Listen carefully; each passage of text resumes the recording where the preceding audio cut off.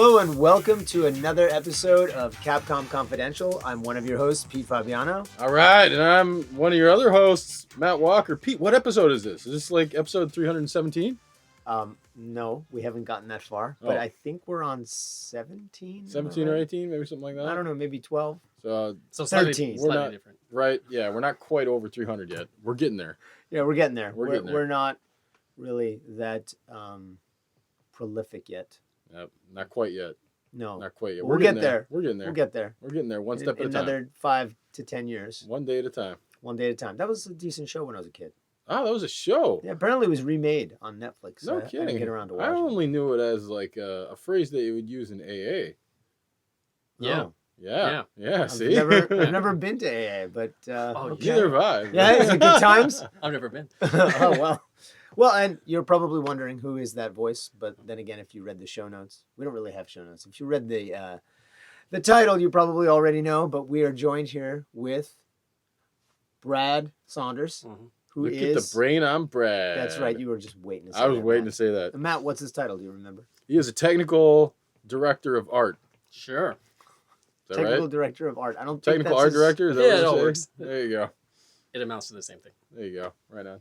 Yeah, and so we're here to tell his story today, and maybe get into some what's that word? Hijinks. Goodness. Goodness. We're looking to get into the goodness, baby. All right. Yeah. The goodness. All right, then. So we start off at the beginning. Where were you born? I was born in Canada, All right. Which part of Canada? in a small town in Alberta. Ooh. If you know where that is. It's in the, I'd say, Midwest, in the prairies. Right on. I know Foothills. Alberta from Yeah. wrestling. Yeah. Because like a lot of the famous wrestlers are always from Calgary, Alberta, Canada. Like Bret the Hitman Hart. Yep. That's right. Really? Yeah. I had Yeah. no idea. Yeah. I don't follow Really? wrestling. No, So. neither do I, but Yeah, I know Well, that. now you know. Because I'm from Alberta, so I have to Right, know that. right. It's Okay. part of the test. Nice. Did you guys all have the pink sunglasses? Was that a thing in Alberta? Does everybody have those? You have no idea what I'm talking about, do you? I do know what you're talking about, but I don't think it was a thing. Not in Okay, Alberta. That's a shame. Yeah, That'd be no, fun no, if no. everybody in Alberta had the pink sunglasses. You don't know what I'm talking about, Pete. That's No, for sure. not No. a clue. The pink Yeah. sunglasses were cool. We Yeah. should all get it. We should all get some of those. Okay, Yeah. maybe that'll be the little picture for this episode. That'd be sweet. That'd be Yeah. sweet. Probably not, though. We won't get them in time. Yeah, we usually don't make pictures either.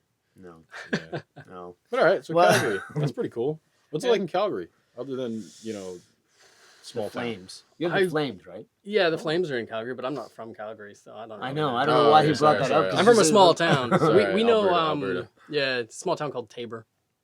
A couple hours south of Calgary. Tabor. Right on. Yeah, famous for corn. Nice, Yeah, dude. What kind of food do you make with that corn? corn. Oh, yeah. Not like cornbread or anything. Yeah, cornbread too, but Yes, usually just corn on the cob. It's a very versatile vegetable. Yeah, dude. I'm yeah. all about the Corn cornbread. syrup. I'm all about the cornbread, dude. Stay away from the corn syrup. But cornbread, yeah. Cornbread is good. Cornbread is Heck good. yeah, it is. So, Mhm. okay, so you're born in Alberta. Yep. And you went to school out there then? Yeah. Okay, and how long did you live there? Like, you're in Japan now, so obviously you've traveled, but Yeah, so I lived in Alberta for, let's say 20 years. oh, okay. Did a stint in Los Angeles when I thought I could afford to go to school down there and Oh, realized, man. no, Los Angeles is too Oh, expensive. Let's geez. go back to Alberta and finish school up there. Nice. What'd you go to school for? I started out going to school for comp sci, Okay, so programming. Nice. right. Did that for a couple of years. Then I went, I really like art, Cool. so let's go into multimedia production, sound design, video editing, web design, graphic design, all that kind of stuff, 3D. And then from there, I went, I really like the 3D bit, so I'm going to move myself to Vancouver, go to the Vancouver Film School, Nice. and just 1 year intensive study on visual effects and animation. Oh, neat. So did you start in like a college or university and then move on, or did you go to like some sort of specialty school? No, it was a college. Okay. Yeah. And I mean, so you started out at the very beginning of college then with comp sci. Before that, like, what were your interests? Were your interests always in programming, or were they Right. somewhere else? Originally, I was going to go to school for sound engineering. No kidding. Yeah. Okay. And I was looking at it going, this looks really interesting. I'm really interested in it. Job prospects, not so great. Huh. What was that? The way I was looking at it, you had to know people. Interesting. To And get that is into- in the local area? Yeah. Okay. So I switched over to programming because I also had an interest in that. And then I found that I don't like merging my code with somebody else's. It can be a painful process, right? When your code doesn't quite line up and you're like, oh, it's just one bit off. We don't know why, what's going on. So I decided, I like art. Let's go do that. Interesting. You know? The sound engineering, were you kind of interested in music specifically, or would that have been more for like films or? It would have been for anything. Okay. Films, game. Okay, animation. whatever. Just sound. Just sound, Okay. audio. I mean, you could have done Audio television man. at that point, right? yeah, Yeah. audio man. It's fun Interesting. stuff. Okay. Yeah. Man. Yeah. And then from programming to art. Did you I mean, at that point, did you already like making stuff in 3D or like drawing or anything like Yeah. that? Yeah. Yeah. All of it, huh? Yeah. Sculpting? I hadn't done sculpting before, but I did it at film school, and sculpting's great. It's Okay. fun. Okay. Like real sculpting or digital sculpting. No, real sculpting. Nice. Yeah. Okay. It's fun. Hard though.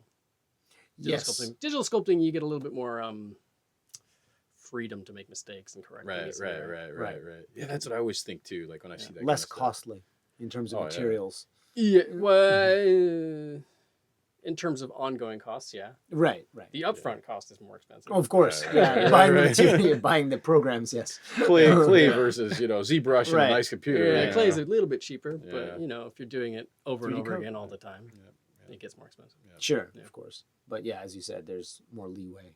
Yeah. You can reverse things a bit easier. Right. Yeah. Must have been a real challenge being Michelangelo back in the day. Yeah, man. Seriously, No doubt. the way they do that stuff is amazing. Yep. Okay, so 3D from programming to 3D there, Mm-hmm. and you did all that 3D stuff. Yep. Did you have like a favorite like artsy thing, or just art? All of it's cool, whatever. Yeah. For me, digital was the thing. Traditional art's interesting, but wasn't what I was interested in Okay. to make for Okay. myself. So it was always digital. And in the digital, I tended towards more character-focused stuff. Interesting. So Okay. portraits and- I'm actually something. curious because you clearly started with an interest in programming Mhm. and that field, and as you said, computer science. But you must have had some sort of influence on the art side as well, because you just kind of took that jump. So what were your influences? How did you move Oh. towards art? I mean, Yeah. Well, I'd always been doing art Okay. on your own. on my Since own. you were Yeah, small, yeah, yeah. So in high school, I took all the art classes, did all the art stuff. My mother was an interior designer, Ah, okay. Here so we she go. had this artistic bent the entire Right, time when I was right, growing right. up. So I think it kind of comes from that, but I've also been very analytical. Right. Well, I mean, So, which is the where the two are programming related, comes in. right? Even Yeah. though it seems that they're not many times, but there's a lot of mathematics that go into, perspectives and Yeah, and you have to kind of dissect what you're doing right, with art, particularly when it comes to lighting right. Right. Yeah, that makes sense. and materials, understanding how they interact with light and all that kind of crap. Especially in the digital space. Oh, yeah. Yeah, I if mean, you want to of course, reproduce obviously- something realistic, Right. kind of need to know what's going on there. The physics, eh? Yeah, Yeah, that makes sense. to some degree. And Right. then what rules you can break to make it look nice, Yep, right? Yep. So- To fudge it a little bit. Well, you're not especially- using advanced calculus to actually plot your lighting No. course, but No. But the yeah, object-oriented design might be a different story. But Yeah. it's different, but there is analytics in both sides. sure, it. of course, of course. Just looking at how you're going to put something to even paper, right? Mhm, Or mhm. looking at oil painting and whatnot, Yep. and just looking at those perspectives and Yep. calculating what you're going to put to canvas. Or there are different methodologies, of course, right? There's some I people who mean, just yeah. kind of got it all up in their brain and just put their whole message or whatever's in there on the canvas itself. Yeah, with art, you're never doing the math Right, at the front Right. of your head. right. It's just Right. always in the back of your head as the math is going on. You're not aware of it. With programming, it's a little bit more to the forefront. You Sure. have to be doing Well, it the kind of math, has to be, right? right? So Man, that's interesting. And so when you went to the Vancouver Film School, that's when you decided VFX specifically. yeah, the program was I was more interested in modeling. Okay. And the program had 3 aspects of study. Hmm. So modeling, animation, and then visual effects on top of that. Oh, okay. So it was like a whole base. Oh, of wow. everything, Yeah, right? that's a really So nice base. Jeez, man. Yeah. All 3 of those things. But- Holy crap. A 1-year crash course. Like, hey, here's 6 months. We'll train you as much as we can, and then here's 6 months to do a demo reel. Okay. Oh, wow. Wow. Yeah, and we'll mentor you on your demo reel and whatever. But But that is really good because you get to see how each phase or each part of that program influences the other, Mhm. or the actual real connections between those things. And I think that's a really important skill to have and to know, right? When you're making a model, how is this going to affect the animation? What's going to happen there? And that's very important in game design, right? Yep. Okay, man. So yeah, that is a real variety there. Really getting a good base knowledge of all that stuff. Mhm. And what was your reel about then? I just did a modeling reel. Okay. I didn't want to do a visual effects reel. No kidding. Yeah. No kidding. You just didn't like visual effects, or you didn't think you were any good at it, or No, I just wanted to do modeling. okay. That's what I was mostly interested in. Do you remember what kind of characters you had modeled at that point? Yeah, I modeled something from Blame. What's that? It's a manga. Okay. I can't remember the name of the author, but yeah, sort of a cyberpunk futuristic kind of thing. Were you pretty into manga at that point? No, it was just some art I found online that I really, really liked. Okay, cool. I was like, oh, cool, I'll check this out. So did you, once you got into the film school, Yeah. did you think for a moment, okay, you know what, when I graduate, I really want to get into film, or I really want to get into games? Did you have that in the back of your mind, or was it just, you know what, I love modeling, I don't care what it is? Initially, I was thinking film, and games as a secondary. But I'm a huge gamer, so games is not a step down by any means for me. Well, what did you start on? Meaning, like, what platform were you playing when you were a kid? What got you into Nintendo, games? man. Oh, actually, no, Commodore 64 Yes. Okay. Same here. and the Apple IIe. Nice. Apple IIe, wow. Nice. Yeah, Okay. yeah. Nice. You know, Frogger. Yeah, old Puyan, yeah. old games. Oh, I'm old because Yeah. I started on the Atari 2600, Yeah, so yeah. Yeah, I never had one of those. Wanted one, never got one. yeah, I was 7. Nah, Yeah, I started out on Commodore too. that sounds about right. With all of the fake versions of real games. Like Oh, I remember yeah. a game called Shackled that was Oh. clearly Gauntlet. Oh, wasn't. I believe it. Yeah, Oh, that's where like the what is it? The Super Gianna sisters came from. Like basically it was Seriously? Like, oh yeah. The Super Gianna sisters was essentially like a ripoff of Super Mario Brothers, I would have never guessed. and now that's right. And now it's like it's actually like an indie game. Like Is it? they've remade it as an indie game. Yeah. Hmm. So that's the thing. Super Gianna sisters. I'm Yeah. gonna have to check that out now. yeah. India, what, on the PC? I think on all kinds of platforms. Hmm. I don't remember off the top of my head, but all kinds of platforms I think.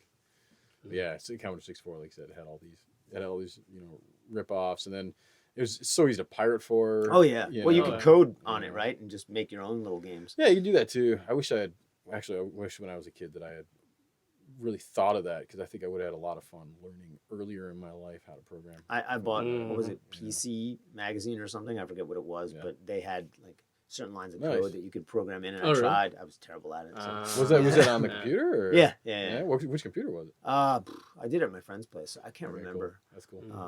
because I didn't get a computer, I think, until I was, I think I was like 14 or something. I believe it. don't I remember. believe it. I believe it. And we had it was like 25 megs or something like that. I was like, Oh, sure. Look at That's this. so This much is space. yeah. It's, More than you would ever need. yeah, what can I do with this? Dude, I remember when the hard disk got to be 1 gig. It was like, oh my god, we can do anything now. Yeah. You know, We've gone into the future. Yeah. That was insane, man. So were you programming as a kid as well as drawing and doing all that stuff? Or? Not as a kid, not until high school. Okay. And then I just took some self-taught programming courses, kind of things. Nice. Like Visual Basic and Sure. super simple stuff, right? So even though you flip-flopped between kind of doing the programming stuff and the computer science and the art, it doesn't really sound like you kind of deviated that much. You were just really going between those two things the whole time. Yeah, I made a career of it. Right, exactly. That's the thing. Exactly. That's the so cool it's thing, like, is the way they've meshed.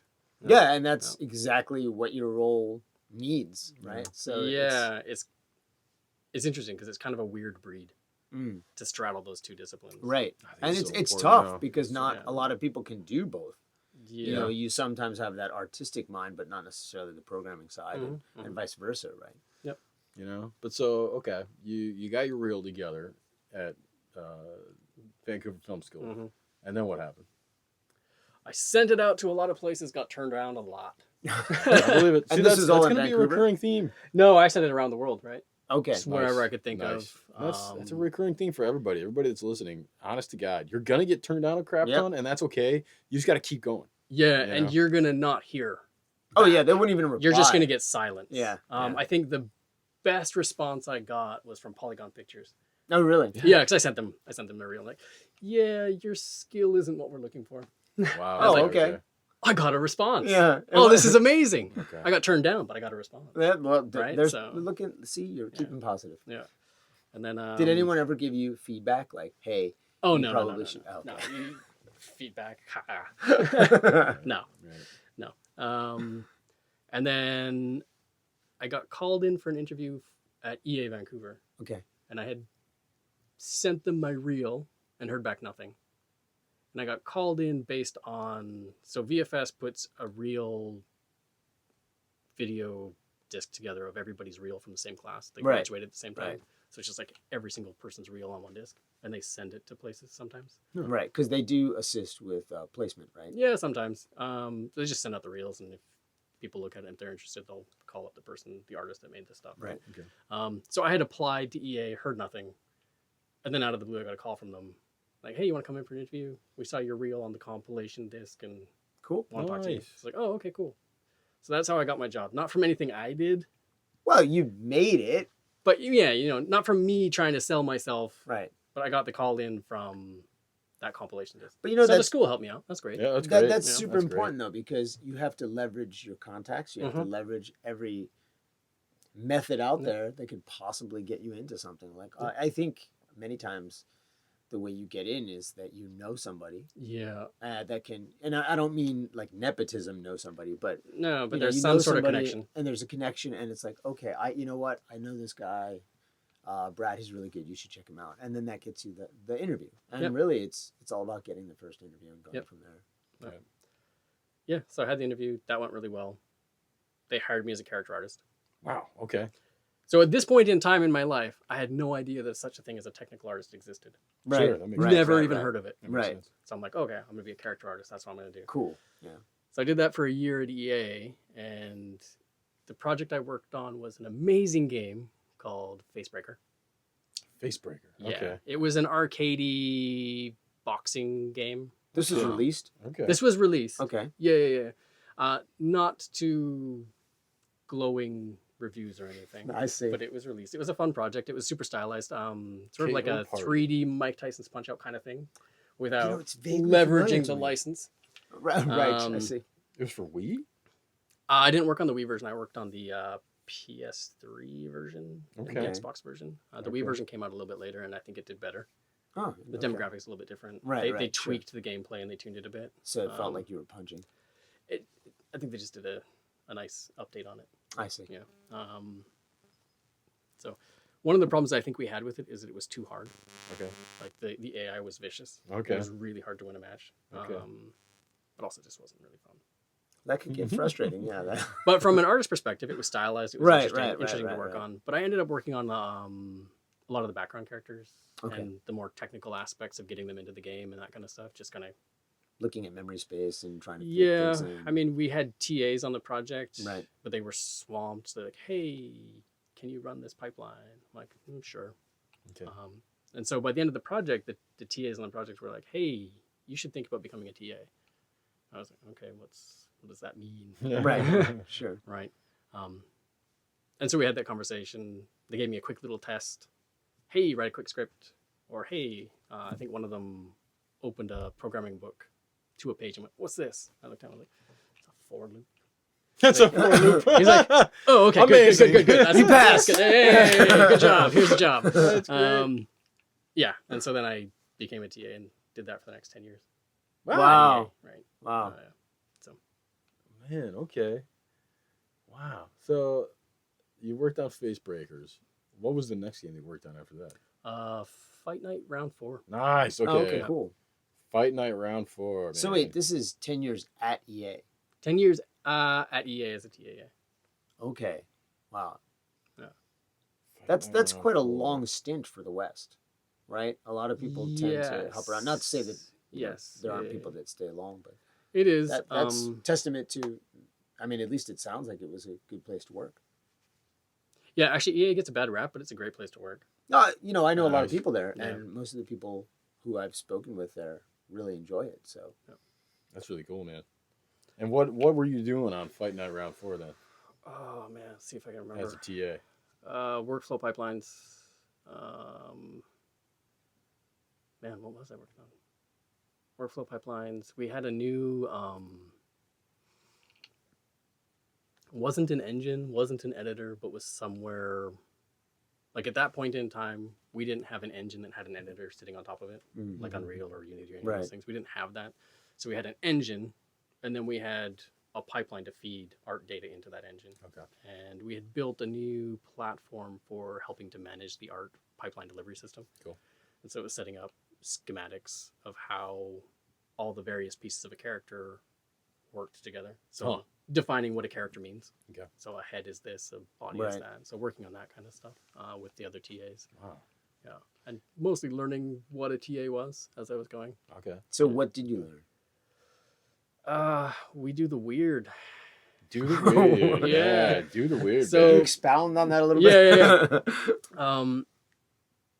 Yeah. So what we did at EA, what the TAs generally do at EA at that point in time was a lot of the pipeline management, workflow management, figuring out how we are going to make the art to the quality that the art director wants, how that's going to technically come together to create all the various pieces to create whatever it is we're making, and how that's going to go into the engine. And then any weird scenarios that come up where somebody's like, I don't know what's going on.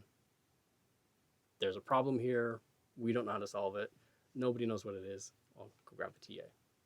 So the TA comes in, looks at it and goes, oh, I don't know what that is either. And then goes and hunts because a lot of the TAs, once they look at a problem, they can't drop it. Nice. Okay. Right? You look at a problem, you're like, oh man, I got to solve that. What is going on there? Nice. Nice. Other people will walk away while you're trying to figure it out, but eventually you figure it out and you solve that problem. Cool. Or you find a way around it, or whatever the case may be, right? Interesting. Okay. I mean, it makes sense, but it sounds very much so that like you are operating as a bridge, right? Yep. You're operating as a bridge between the technical side of things and the art side of things, and how to make those two things flow together. And a lot of people, I mean, I'm sure people who listen to this podcast get it, but a lot of people don't understand that not only are we making entertainment, there's this really interesting line between technology and advancements in technology and how we have to put all of those things and integrate them with all of this art and the vision on the creative side. And it's really interesting, at least to me, how those two things have to culminate and really come together to make a game work. When people just see it and play it, they're just looking at something as the overall vision as of the director that put it together, but there's so much that goes into making that a reality. Yeah. It's a lot of work. Yeah. It's interesting, exciting work. It's fun. I wouldn't want to do any other job. Nice. Wow, cool. Yeah, I love what I do. But it is stressful sometimes. Mm. But at the end of the day, we're making entertainment. So Right. you have to take your stress with a grain of salt. It's like, yeah, you know, I'm stressed out about this thing, but really it's entertainment. So I should relax about it a bit. But there's always compromises. And that's the thing that I think you always have to make a compromise for performance reasons or for game design reasons. There might be what we thought was going to be an exciting and fun feature in a game turned out to be really boring. Okay. Like, okay, well, we need to figure out what we're doing, Right. and take a step back. I think that's the thing that people don't always understand about making games is that it's not easy to get it right 100% of the time. Sure. I don't know anybody that does. Even some of the best companies out there, there's things they get wrong. But yeah, it's always just trying to find the fix to whatever you do. Well, that's why you always hear the magic word iteration, right? Oh man, iteration is king. Nice. Yeah. Interesting. Yeah. When you were working on Fight Night Round 4, I remember a couple months ago you and I were talking about face deformers. Deforming faces, you know. Was that were you already working on that with Round 4, or was that like after Round 4, like one of the more recent Fight Nights? We did a bit. So we did a bit of that, and then in Fight Night Champion, we upgraded it a bit, and then I worked on UFC 1 and 2. Okay. from the EA Sports Oh UFC. yeah, UFC. Yeah. And from there, we revamped the whole system again No kidding. to try and make it a little bit more believable. Cool. But yeah, And the animation and physics in that must have been a Nuts. real challenge. yeah, yeah. I wish everyone There could were see some your fun face. times. There were some fun times. Yeah. I mean, like, Yeah. especially like, you look at like the realism behind those systems, that Right, you guys, exactly. You know, like the final product, especially of like the more recent stuff that you've Mhm. done. You know, Mhm. like it's insane. Like there must be so much under the hood to get it to look that way, and so much that you had to learn, even in terms of just like anatomy and whatnot, in order to get that to like turn out the way it does. Mhm. You know. One of the things I think I learned is that, and this is something you'll probably never really notice in games, or maybe you do notice it. When we make a new feature for a game that we think is going to be amazing, like some physics thing, what we tend to do is tune it so we can see it, Sure, that makes Right, sense. right, that right. makes sense. which is the wrong thing to do. Okay. In terms of Because- realism, or In terms of realism, Sure. because in terms of realism, Because then it's those things are so subtle Yeah, that you shouldn't got it. really notice them. Got it. really Got it. good Right. analysis, Right. yeah, Right. yeah. Right. That makes sense. So is that fine balance? Like, let's say, let's take an example of like when you walk or get punched in the head or jump up and down, your ears wiggle a little bit. Sure. Okay. So we built an ear jiggling system, right? Yep. Of course. And then we tuned it to the point where the fighters would be walking and their ears would jiggle, and you could see it jiggling. You're like, yeah, we got the system. Something's wrong. Yeah. It looks weird. What's going on? Oh, we've tuned it so we can see it. Well, that's Because why. you can't really notice that. Yeah. Right. Yeah. When Right. you're actually seeing it in real life. Yeah. Right. I think that's why, and you could speak to this for sure, but when you have something a bit more stylized, you can get away with. Oh, a yeah, lot you can push it. more Yeah. Then you can. This is why I'm saying something like UFC must have been a huge challenge because Right. you had to stay away from that sort of stuff. Right. Yeah. As much as you want, you're doing all this cool technical stuff, Right. and you want that to stand out, but as you're mentioning, that takes away from the realism. Then Yeah, one of the things we built for that was what we called a Stateless Deformer, which was mesh deformation based on collision detection in real time. It wasn't pre-baked. It wasn't Interesting. cooked Amazing. out. So Interesting. if one player grabbed another player's arm, Mm, the flesh on that arm would mesh. deform, right. Yeah. right? So we built that. We implemented it. Looked pretty cool. We had to tune it way down Oh yeah. Because to it the was point not that you can so almost weird. not even see Right, it right, because right. it looked Right. it looked too unreal. Right. Right. Yeah. Someone's like Yeah. melting into someone's arm. Right. Yeah. Partially because it looked too unreal. Partially because when that point came in contact, like we had it on the stomach, and so if you had your legs wrapped around your opponent's stomach, it would deform that. Right. But then that would start clipping with the shorts, Right. Yeah. the waist of the shorts. So it's Yeah. like, okay, we got to tune that back to the point you can almost not really notice it happening. Yeah. That makes sense, man. But that still makes a difference. I mean, It does, If you it could does. almost not make it. You're saying that.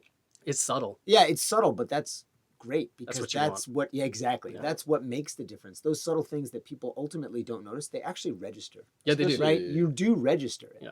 And especially for a game like UFC too, like that's what those guys, man, that's what they would sell that game on. Mhm. Like, look at this amazing tech that we've implemented. It's very specifically that stateless deformer stuff you're talking Yeah. about. I And remember we've just that. tuned it so you can't really see it.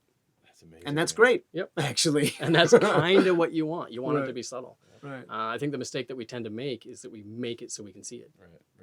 We Right. tune it to see it, and we're like, okay, job done. But I think that that's a human trait. It You is, need yeah. to actually see it Yeah. so you can register it internally Mhm. and understand, okay, we've done it. We've Right. done this now. Right. But that's, again, you iterate on that. You then Yeah. tune it, tone it down. Yep. You kind of play with it. Yep. And then it works. Yep. So, yeah, unfortunately, I think we all tend to go a little bit too far and then have to bring ourselves in. Yeah, sometimes we don't bring ourselves back far enough, and that's where we get into that uncanny valley and things being Right. unbelievable, right? Where Right. it's like, oh, something's off about that. I don't know what it is, Right. but if you stop and analyze it, the ears wiggle. What's that about? Right, right. Why is that Who happening? wanted this in here? Why are the ears wiggling? What's going on? So, Right. That's amazing. but you have to be careful. So Sure. I'm sure, man. Yeah. I'm sure. God, that's really interesting.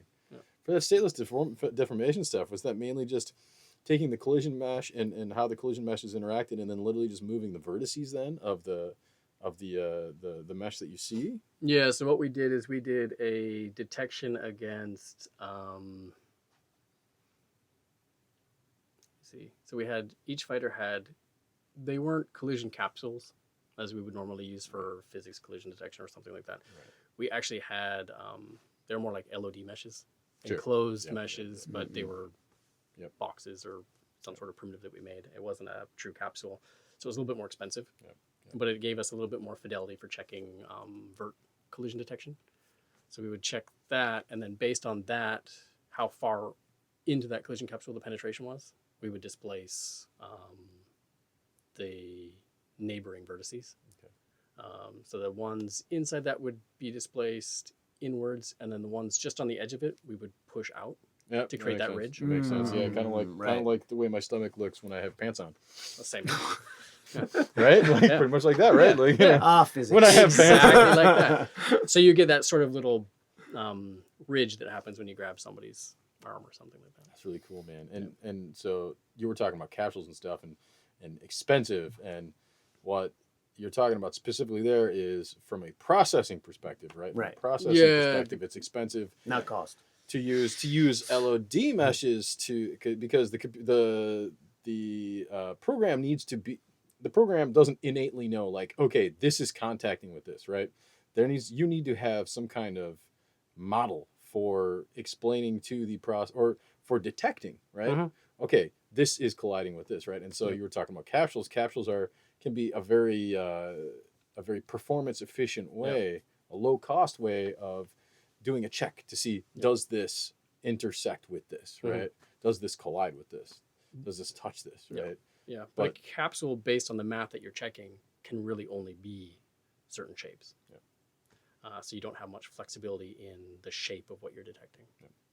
You basically have a pill shape or a sphere shape. Right. Yep. And so there's a trade-off there because that is going to be cost, that's going to be performance efficient, but you're not going to be able to do the cool stuff like you're talking about with your deformer, for instance, right? Yep. Then you need to actually do like an LOD, and an LOD level, I guess a level of detail mesh is what we would call it, right? Basically it's, if you have your like person mesh, your model, Right. then it's just a lower polygon version of that essentially, right? Yep. Yep. But these ones were extremely low poly. No kidding. Yeah, Okay. because performance reasons, right? Sure. So we couldn't go like a 50% reduction in vertex count. We had to go way lower than that. Okay. So we built these from scratch to match the silhouette. Makes sense. Wow. Yeah. It's not something you were able to kind of like automate the creation of, eh? We only really needed to make one, and then we Just for all the characters, for all the characters. yeah, and then we would just wrap it to every other shape. Okay. So you make one, and then you just Okay. automate the creation of all the other ones that you Very need cool. from Very that cool. template. And when you're talking about wrapping it, you're talking about basically having the vertices kind of move themselves to the right place on the higher density mesh, right? Yeah, so you'd build it to the template of your base, let's say your base body type, and then you've got other models that are different body types with different proportions. Okay. And from that base one, because we use the same topology, and topology is the line flow, the number of vertices, the vertex order, it's all the same. So we can just go, yep, just transfer that over there. Based on your proximity to these vertices, just do the same thing on that other one. And so, cheap way to automate. That's awesome. That's really cool. That is cool. And it sounds pretty complex, and it is. Yeah. Actually, thank you for your breakdown because I think that would have helped a lot of people in the audience. Yeah, I mean, a little bit. I thought it might. I mean, there's obviously some of this stuff. It is pretty complex either way, but like, or for instance, you were talking about vertex order, right? Yeah. Vertex order, and so a mesh, a polygon, is made up of X number of vertices, which is Let's say we've got 4. We've got a simple quad. okay. We have 4 vertices. There you go. And those vertices are ordered, they're numbered. So it's 0, 1, 2, 3, 4, let's say. Right. And if the upper left one is 0 on this mesh, but 1 on another mesh, they have a different vertex order. Yep. Right. So because we have the same topology or line or vertex orders between all of our body types, the upper left one was always 0. Nice. So we could say, look for vertex 0 and check your distance from that. Right. and then moved the same amount of distance on the other mesh. Right. Even though vertex 0 was in a different position, we can match the delta between them. Right. And so having the same vertex order between different meshes helps you makes it a lot easier to automate different algorithms and programs and processes. Yeah. So that you can actually do more with you can have a relationship between the two meshes, right? Yep. Right. Yep. It's something that's really important for sports games because of the quantity of content they have to make. Yeah, absolutely. So for workflows, for transferring blend shapes between things, you need the same vertex order. It really helps out. And then really, if you have that, it kind of I feel like it kind of makes that process fairly easy. Like the idea of like blend shapes, for instance, right? Just the idea that really it's the same. It's a different shape, but it's because it's the same vertex order. It's really just the difference between this shape and this shape is just literally, like you said, the distance. The distance difference, yeah. The distance difference for each different, vertex. That's all you have to calculate. And it's when you think of it that way, it's like, oh my god, that makes so much sense. Well, it's particularly in terms of automation. Right. Yeah. Oh yeah, especially you need to have that. You need to have those rules in place. Right. Otherwise, you can't. Otherwise, you can't automate. Right. Yep. You need those rules exactly. Yep. And before I don't know if we've talked about this on a previous podcast. I think we have, but for DMC5. So before we worked on DMC5, the DMC team just assumed that we had blend shapes in the RE engine, and then we found out that we didn't. Yeah. And we were talking to some programmers, and they're like, "Oh yeah, that would be really processing intensive." And I was like, "Oh okay, yeah." And then I kind of went back to my desk, and I'm like, would it? Like we're just talking about, like, would that not just be, the difference between vertices? And so then I kind of like went to them and I was like, look, I mean, if that's the case, you could just do this, right? And basically kind of based on that got the discussion rolling for them to actually implement it in the engine for DMC. Yep. And I'm glad we got involved early because we were able to talk to the artists kind about of basically, doing that. kind of force them to do that. For some reason, there wasn't communication with the other team and I knew that there were no blend shapes, so that's why we got into that discussion. That's right, because you were already working on RE7. RE7. And we had to actually kind of work around that. Man. Bones and markers. And so you worked on. Then once you were at EA and you'd finished Face Breakers, you were working on Fight Night. Mm-hmm. Did you basically just work on Fight Night and UFC then for the next 10 years? No, I worked on World Cup 2010, FIFA. Okay, nice. I did. What else? I did FIFA Street. Cool. Mostly sports games. And then the last project I was working on before I moved to Capcom, I don't think has been announced yet, so I can't really talk about it. Wow, okay, cool. I never finished that one. We were still in pre-pro when I kind of left. But it was looking pretty cool. Very cool. So I'm excited to see that one come out. Very cool. Not a sports game, that one. Oh, cool. Even cooler. Yeah. Okay, man. So what made you decide then, after working on all these doing all this cool technical stuff on all these sports games, what made you decide, I'm going to try Capcom, I'm going to try moving to Japan? The $1 million question. We don't have to pay you $1 million, do we? It would be nice, but no, you don't have to. I'm going to take out a huge loan. I don't think anyone's going to give it to me. Well, my wife wanted to move back to Japan. So your wife's Japanese? Yes. Okay. So she's from Kyoto, which is nice. near to Osaka. Right. So it was moving back close to family. We were expecting our second child at the time. So it was like, Vancouver is in Canada and yet extremely far from my family that's also in Canada. Sure. Right. Sure. Because even though they're neighboring provinces or states, the distances are pretty large. Right. So we kind of wanted for the second child to be near family for the support. Cool. Right. So we were looking at that aspect. And then I had some friends that I'd worked at EA with that were now at Capcom. So leveraged that a little bit to get an interview. As I was saying earlier, knowing there someone you go, really nepotism. helps. There's the nepotism. Not nepotism. They weren't involved in the interviews. Exactly. So, that's the point. There's some rules that Capcom has around that. Yep. Oh, good. Oh, if you recommend somebody, you really can't interview them. Right. Nice. Which is the a good point rule. Absolutely. Yeah, the whole point is that, okay, I can vouch for this guy. Do you have an interest in him? And you know, all it does is get the resume to certain people. Yeah. Yep. Cool. And so that's what happened. I didn't know you had kids. That's great. You got two now? Or? Yeah, I've got two now. Yeah. Nice. Right on. 2 boys. Okay. Crazy. I bet. Yeah. I bet. Are they bilingual?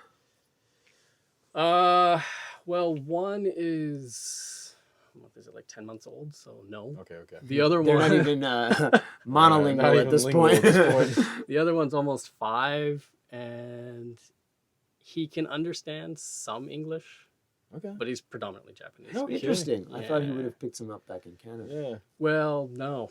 And also, I would Oh, imagine. most of No. the time was spent with your wife, I guess. Most of the time it was spent with my wife, who would speak to him in Japanese. Right. And most of her friends in Canada were Japanese, with Interesting. Japanese kids.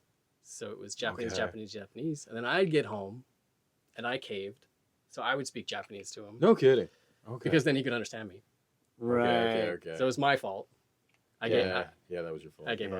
That was your fault. So now You're we're gonna working have on the English aspect. Though. Good. Yeah. He's getting better. Just use English at home. Yep. You I gotta refuse just to speak use to it. my daughter in Japanese. In fact, she defaults. Same here. You know, she defaults right to English. Same here. Oh, nice. Same Yeah. here. Yeah, my daughter's great about.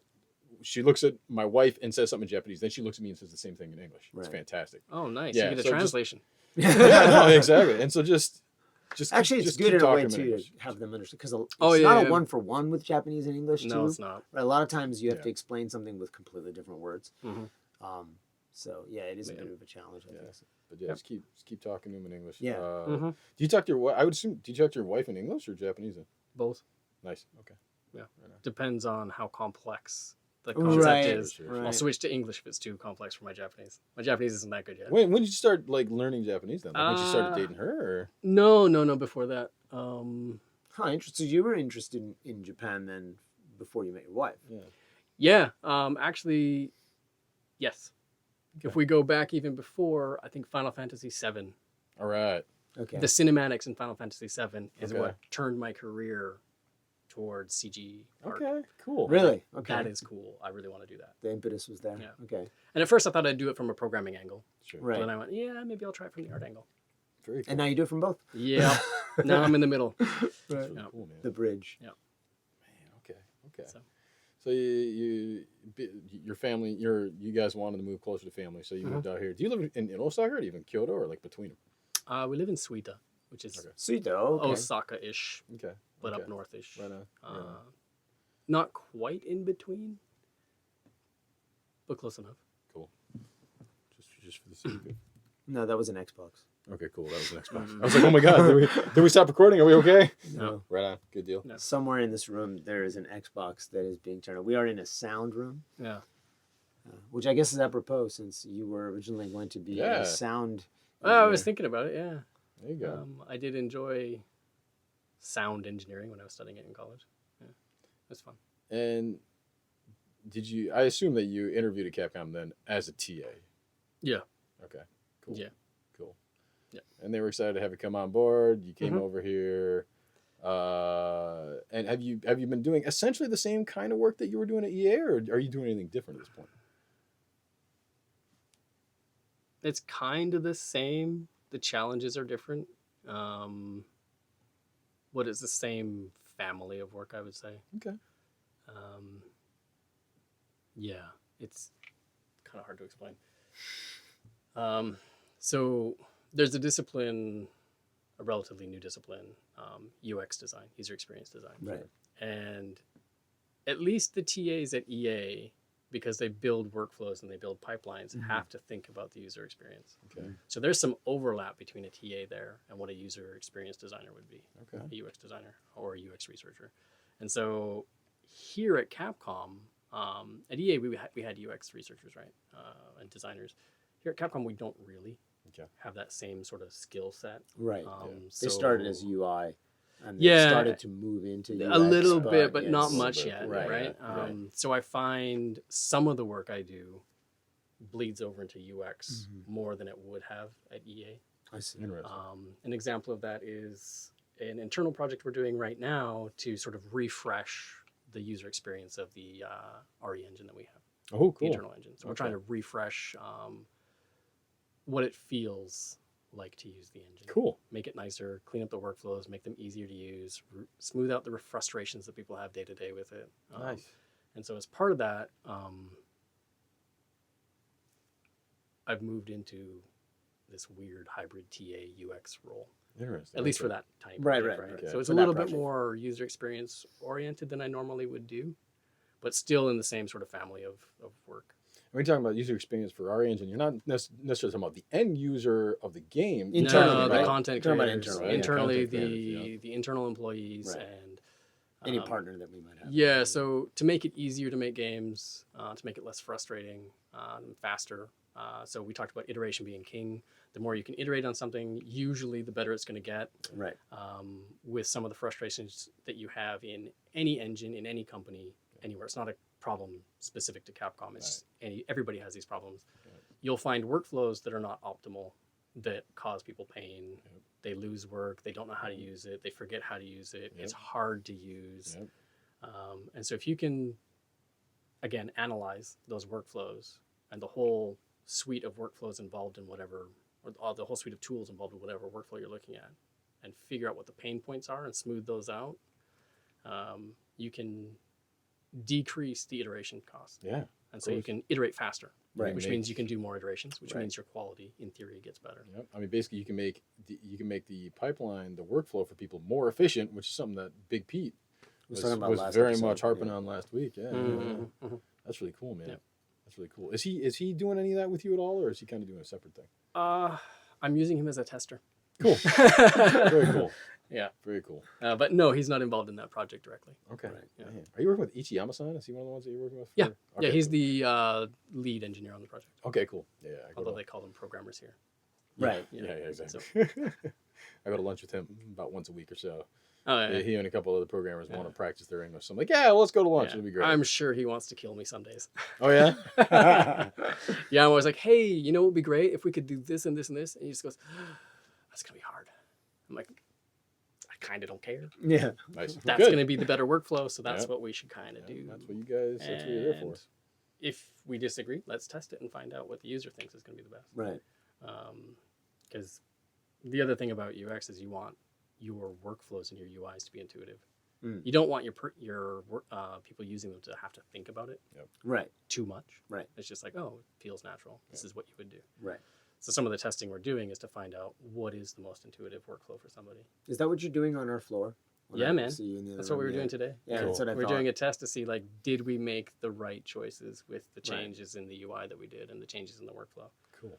And sometimes we're wrong. You're doing a UX test. Yeah. That's Yeah, awesome. we're doing usability tests. We bring some people in. We say, Yeah, hey, if you usability. wanted to do this, what would you do? And we watch what they do or Nice. what they try to do. Nice. And sometimes it's what we think they should be doing. And sometimes like, oh, That's not you what we want to do planned. that. Yeah. Interesting. Right. And then the next 5 people want to do that too. Right. Which Oh. means something, right? Okay, now we have to take that data and go, okay, Yep. people want Absolutely. to work this way. Let's build it in so they can.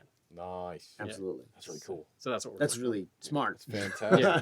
That's the way it should be done. That's great. But again, that's that weird sort of not quite a TA role, but Right. I kind of understand it to some degree. So Right. that's what we're doing. It's really cool, man. Hopefully we turn out a good product for everybody.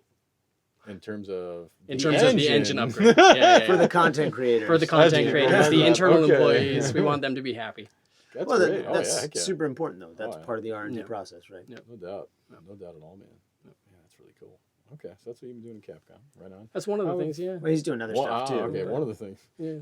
I assume we can't talk about some of the other stuff, or at least we can't Well, talk we about can talk specific- in vagaries. We can talk Sweet. about can't talk about project specific stuff, Yep. but we can talk about what a TA brings to the table in terms of what I've been doing. So things like taking existing technology stacks that we have, like let's look at our GPU class system. Our GPU class system, when I got here, I looked at it and you couldn't really tune it very well. Okay. It had problems with collision detection. Self-collision was an issue. You only had, I think, 3 or 4 parameters you could tune.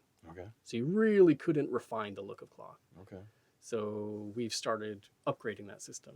Nice. So exposing more parameters, exposing more things that we can tune. We also looked at the workflow. The workflow is horrendous. Yeah. Okay. So we're, again, trying to make the user experience nice. How can we make this a rapid iteration type of workflow? That's amazing. So we're working on that too. And do you come up with all the logic then for like, okay, like right now this is what the system is like. This is what we have to do in order to make the, for instance, this is what we have to do in order to make the the cloth collision better, for instance? 'Cause, I mean, that seems like it would be a very complex algorithm to have to work out. See, that's the great part of my job is I don't have to figure out that algorithm all the time. No kidding. I can just go, so I saw this research paper over here. Can you take a look at that? Because that makes sense, Okay. right? And you kind of show that to like another programmer, and the programmer's like, yeah, okay, fine, I'll basically follow this, what's in this research paper, Or and try to figure out implement how to bring it into a real-time solution, right? Extrapolate from it. Yeah. Wow, that's cool. Yeah. Gus seems to be doing some of that stuff. Oh, is Yeah, he? AI Okay. as yeah, well. yeah. Yeah. Gus was a TA at EA for Yep. a while. Oh, okay. Yeah. Okay, that's crazy, man. That's really cool.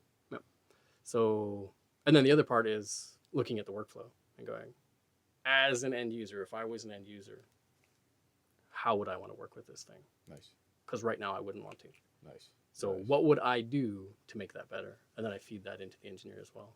Very cool. And go, this is how I want to work. Very Can cool. you make that? And they have to figure out how to make it. That's Well, fine. you're the bridge, so that's the point, right? Yeah. You're the bridge, and then you're just putting these people together and saying, "Do this," so people can Yep. walk over the bridge. Yeah. And if I have to, I can get into the technical aspects of it. Cool. But I don't always have to.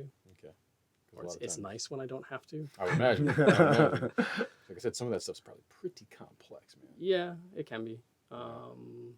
Yeah. Like I think I studied the sky for like a month. Yeah. Yeah. The physics of why the sky is blue and how the light scatters. Okay. That's yeah. I Just know. so I could explain to an engineer what I wanted to see. Wow. Right? Like this is what the real world does. How do we Emulate. try to emulate Yeah. that? But also, so you're studying that, and then you have to convey it to the engineer in Japanese, right? Yeah. That has got to be that would be a challenge for me, right? I think. You so. know. It's hard. You know, I mean, the nice thing is for a lot of terms, a lot of times you can kind of get away with just With kind of English. doing katakana, you know, Yeah, katakana English, Yep. you know, sukai or whatever, you know. Yeah.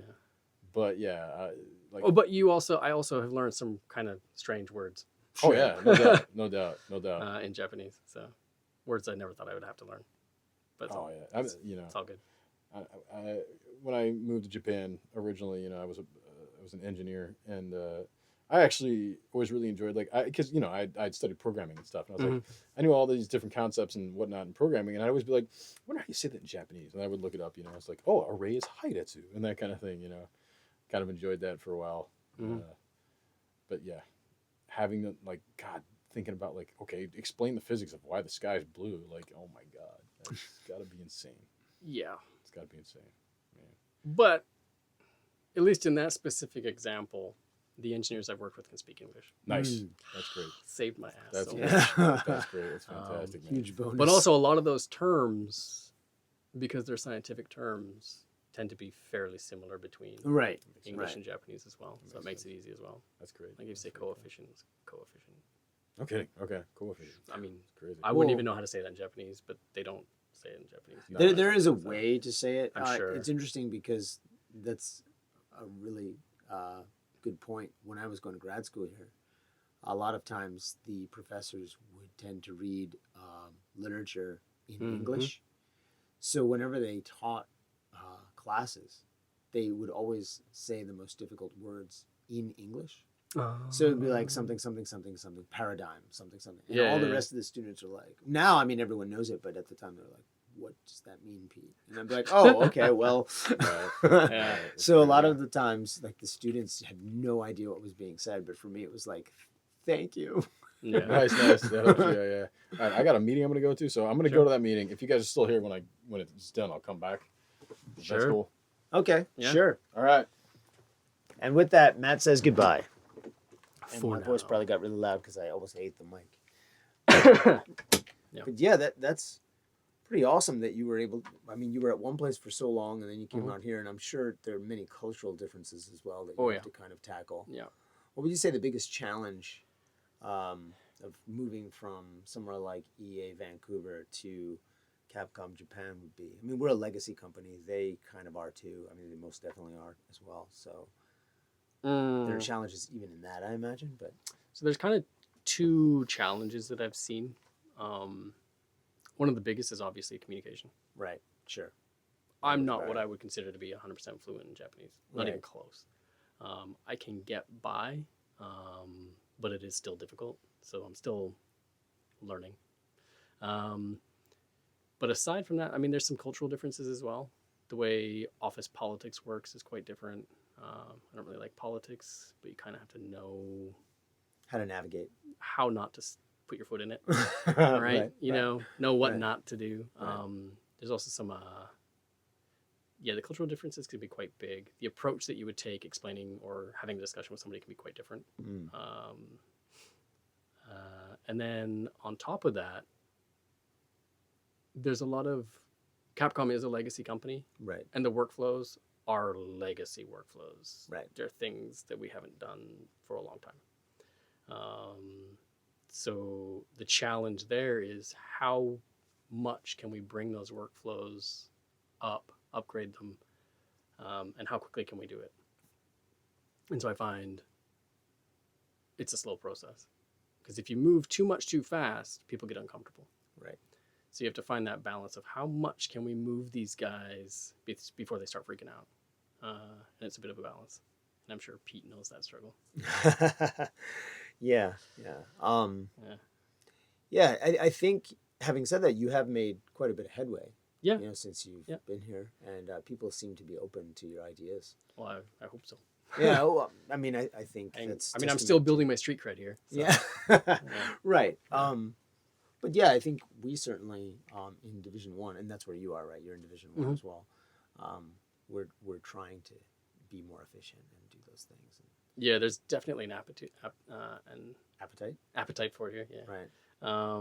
Which is great. If there wasn't an appetite for it here, I don't know what I'd be doing in this company. It wouldn't work out, right? Right. Because if I see an inefficient workflow, that's a thing I want to fix. Sure. Well, you're very solution oriented, right? Yeah, my job is to find the problems and fix them. Right. So. And that gives you self-satisfaction as well as job satisfaction. Oh, yeah, so, yeah. I mean, that's kind of what Yeah. motivates you. So you need Yeah. that. I totally understand that.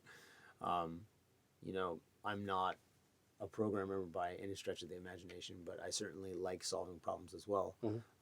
I like finding them and doing. I'm more on the sociological side and also the process side, like fixing things and how to navigate through, and maybe I'm more of the political type, but nobody likes politics, so to speak, but just having persuasiveness and knowing how to say what and when.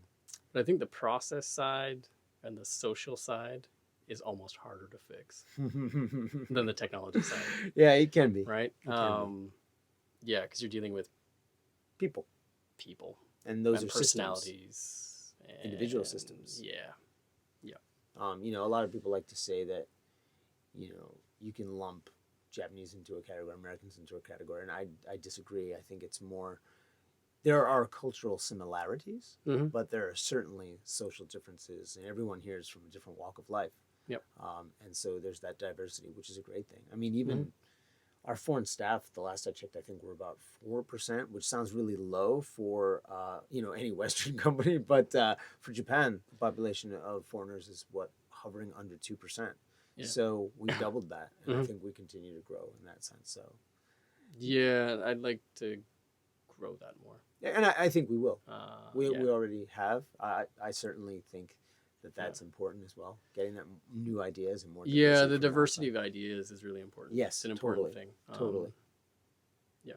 And that's one of the reasons, I think, it's not the only reason, but it's one of the reasons why a lot of the workflows at Capcom are quite legacy. Right. Is there's not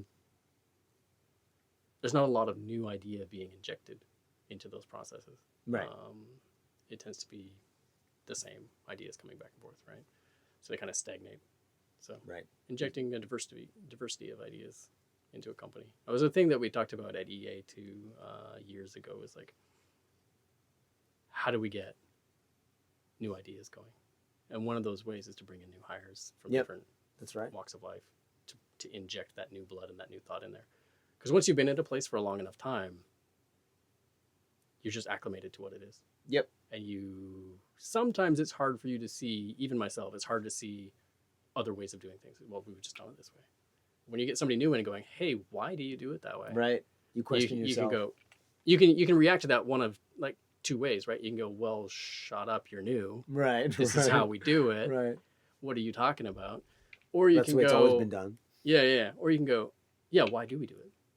Right. Let me see if I can find you an answer, because maybe I know the answer right away. Maybe the answer is, well, because of these reasons, we have to do it this way. But if I can explain it, we can have a conversation around it, and maybe they have a better idea, and we can maybe change what we're doing. Well, I think that's the point. Yep. It's how you approach it. You know, if you come in guns blazing and you're like, this is so stupid, I can't believe you do it this really archaic way, You're going to fight. you're going to get, you know, defenses up, and suddenly now it's a battle. Yep. And you go like, hey, you know what? I used to do it this way at my previous company. Have you ever tried it this way, or have you ever thought about doing it this way? And then it opens up, I think, a little bit more possibility. Yeah, the conversation is a lot friendlier. Yes, exactly. Whether or not You don't get defensive reactions. Exactly. And so that's a fine balance to walk. And that's something for new people into the industry to think about, is like, yes, you're new, you've got fresh ideas. Approach delivering your ideas to people carefully. Yeah, that's a huge takeaway. I think that's very important. Just your approach can change how people will react to you. Absolutely. Yeah. Absolutely. No one wants to feel that their ideas or their way of doing things is wrong or you know, invalid. Yeah. And new people coming in don't have, just because you're new doesn't mean that your ideas suck. Absolutely. But if you present it as aggressively, as you're an authority figure coming new into this company, and like, oh, you guys are doing it all wrong, nobody's going to listen to you. Right. Or they're not going to want to. And I think, though, it does require, it's a two-way street. The person on the receiving end, saying the legacy staff, also has to be willing to listen. They do. Right. You're definitely going to hit people that aren't going to be willing to listen. No matter how you approach it, they're not going to listen to you. That's right. And so patience is yeah, virtue there. there are ways to work around that, and I think you're going to find that whether it's Japan or... it doesn't matter where you are. It doesn't matter where you are. That's going to work across the board. So definitely something to keep in mind. So yeah, I think with that, you've been pretty positive about making those strides, and I'm sure you and myself included, you know, we've been frustrated a number of times, but you know, you just pick yourself up, figure out a new stratragy, move forward. But I was frustrated a number of times at EA too. Of course. It doesn't matter where you are. You're going to hit frustration points. Absolutely. There's no avoiding it. Yeah. And as long as it feels like you're making progress, that's really all that matters. Yeah. Cool, and ideally, you enjoy what you do. Yeah. Well, if you don't enjoy what you do, you know, maybe make a change. Yes. And actually with that, it's been interesting because, you know, when I started here 11 years ago, I can't believe it's been 11 years. 11 years ago, you know, I was in I won't say completely different role, because I've always kind of tried to drive myself in the place I wanted to go. And I was fortunate to have people that were very supportive and moving in that way. And so I was given different opportunities and able to kind of grow my knowledge base and work with people from different disciplines. And I think I'm very, very thankful for that, because now I have a very wide breadth of understanding and what goes into game development. And it also motivated me to, you know, I like to learn. Yeah, me too. And I know you do too. Yeah. So that's really important. Matt's back. That was welcome back. That was like one of the quickest meetings ever. You know? Yep. We didn't even edit this. This is Matt's actually back. Literally. Yeah. Literally. Well, that didn't seem like it was necessary. Yeah, it's just one of those meetings. Okay. Those things happen. In. One of those meetings. Yeah, game development. Yeah. Yeah, some days Matt and I have 8 hours of meetings. Some days, yeah. Yeah, that's my day today. No, I'm sorry. No, it's fine. It's fine. It meeting. happens. It happens. Yeah, this is more fun than a regular meeting. Well, thanks for saying that. Good. Yeah, we were just talking about, you know, some of the obstacles that you have to kind of overcome, and dealing with legacy people, and how to make your ideas seem valid and make sure to approach people in the right way. Yeah, no doubt. It's really important, you know, dealing with people, you know. I mean, you know, you don't, especially like as a programmer, you know, and maybe as an artist too, you kind of probably get into a company and you go, all right, you know what, I'm just going to be really good at my job and it's going to be awesome. And then you realize, like, oh no, actually, one of the really big parts is being able to deal with people and communicate with people and interact with people, you know. And it's like, it's not like as obvious as it would seem, you know. It seems like it's just common sense that, like, this is how you deal with people. It's like, no, that's not the case. Yeah. I mean, you could work in a silo by yourself and never talk to anybody. Sure. But you wouldn't be very good at your job. Yeah. You know. Yeah. That's what ends up happening, right? You know. Right. And those experiences with others also help us to learn and grow in our own fields as well, right? Yep. So Although I would say as a TA, you can't. you can. You cannot work in a silo. Oh yes. Your of course. job is like your whole job is to put people together Yeah. and make systems that work for everyone. Yeah. If you worked in a silo as a TA, maybe you're a tools programmer instead. Yeah. That makes sense. That makes a lot of sense. Yeah. And I would argue probably not the best one. Right. Right. Because you still need to communicate. Of course. Yeah. If you're gonna make those tools, you got to be able to make them for the people that are gonna use them, right? Yeah. Which requires talking to them. Yep. Or to a TA. It's your bridge between. Yep.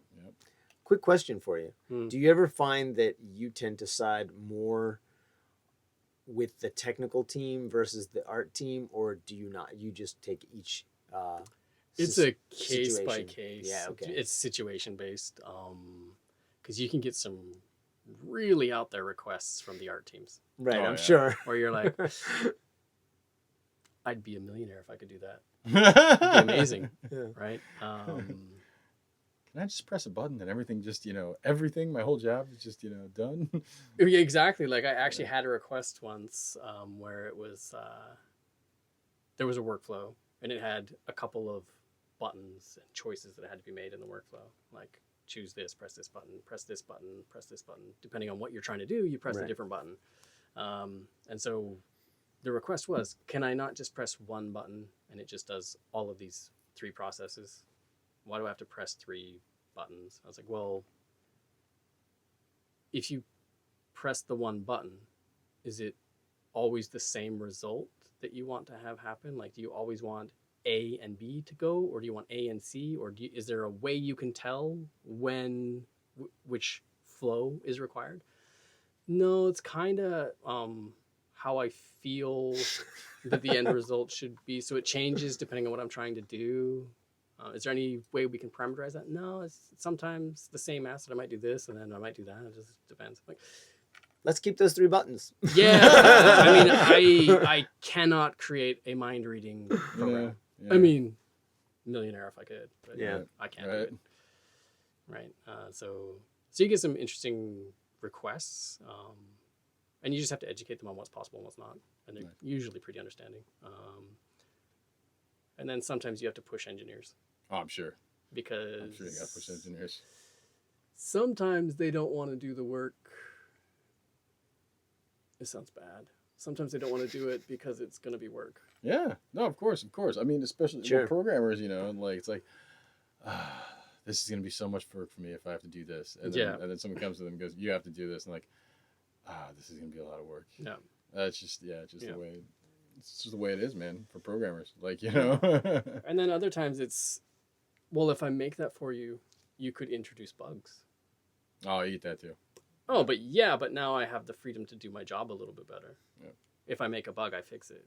Oh, I don't know if we can let you do that. Let's have a conversation. So you have the conversation. That's part of it, and that's where the dealing with people comes in, Yeah. or at least you can then especially if they don't want to deal with people, then you can just basically talk to them until they do what you say.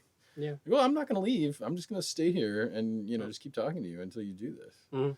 Then I'm sure a lot of them probably just go, "All right, fine. If you leave, I'll do whatever you want." I'm sure they're thinking that. Yeah. Yeah. You got to be tenacious. Yeah, for sure. But then sometimes you also have to know when Pick your battles. you've lost that battle Right. and Yep. when Or when they they're up. actually are right. Yeah. And, okay, my idea was a bad one. Yep. That's fine. I can have bad ideas. Good call. That's cool. Good call. We're all human. We all We're do. human. We all have bad Yeah, ideas. yeah. And hopefully good Yeah. ones as well. But yeah. Cool. Well, thank you for joining us today. Yeah, no problem. And we usually wrap up by saying where people can find us. If I don't know if you have a Twitter handle or anywhere out there. No, I do not. I am on LinkedIn, but not Twitter. There you You're go. probably for the best. Yeah. Yeah. Yeah. Matt, how about you? Where can they find you? Let's see here. You can find us, Pete, Yes. at R&D. Wait. No, that's wrong. It's Dev1 Dev1 underscore Dev1 underscore official. official, Yes. which is the R&D1 Twitter account. That's the correct. Official Twitter account. That's right. Keep us going. We're up to 21,000. Nice. Yeah. Nice. very good. 21,000 followers. Keep If it we going. can get just like X number 100 more of followers on YouTube, Yes. we can Then we can stream start- from our phones again. If we Exactly. want. So please subscribe not only to this podcast, wherever you get your podcast, but also subscribe to our Twitter account, YouTube account if you can. Yep. But Twitter as well, but you don't subscribe to Twitter. You just follow. Yeah. Yeah. And then my personal Twitter account I changed yesterday. I saw that. Yeah. So now it's Retro Otoko because I like retro games. Yeah. Yeah. You're not a gypsy anymore. Not a You're gypsy You're kind anymore. of grounded. Yeah. Yeah. I'm kind of grounded. I guess I've been grounded in Osaka for a while at this Yeah. point. Your Yeah. wife doesn't let you out of the house. You're grounded. Oh God. Sometimes that That's can so be funny. true. We're all married and have kids. Hey. Yep. Yeah. How about you, Pete? Where are you from? Or Where am I on from? the I'm Twitters. from a small town in New Jersey called Long Branch. Yeah. But my Twitter account is at P Fabiano. That's PFABIANO. And It's not Fabino. I'm on all the other stuff. It's not Fabino. No, it's not Fabiano. Fabino. No, there's an A in there. Yeah. Uh-huh. Yeah. Cool. Yeah. Who wants to take us out? There you go. What do you want to say? All right. We'll leave it at that. We'll leave it there. And then See you guys. See ya. ya.